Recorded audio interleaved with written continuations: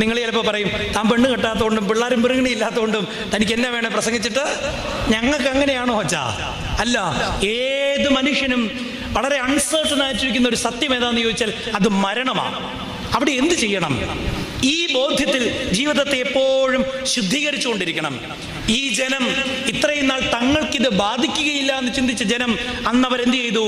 അവർ സിംഹാസനങ്ങൾ ഉപേക്ഷിച്ചിട്ട് അവർ രട്ടിലും വെണ്ണീറിലും ഇരിക്കുവാനായിട്ട് തുടങ്ങി.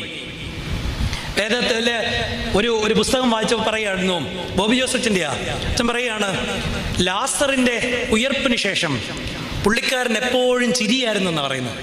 കാരണം എന്താ? പുള്ളി മരണത്തിനപ്പുറം ഒരു കാഴ്ചയൊക്കെ കണ്ടിട്ട് തിരിച്ചു വന്നു കഴിഞ്ഞപ്പം ഈ നെട്ടോട്ടം ഓടുന്ന മനുഷ്യനെ കണ്ടിട്ട് ലാസറിന് പിന്നെ ചിരി നിർത്താൻ നമ്മൾ ഓടുക, നെട്ടോട്ടം ഓടുക. നമ്മുടെ ധാരണ എന്താ? നമുക്കിത് ഏശുകയില്ല. അവിടെയാണ് ഇവരാദ്യം തിരിച്ചറിഞ്ഞ ഒരു വലിയ ബോധ്യം. ഇതാണ്, തങ്ങളുടെ ഇടയിൽ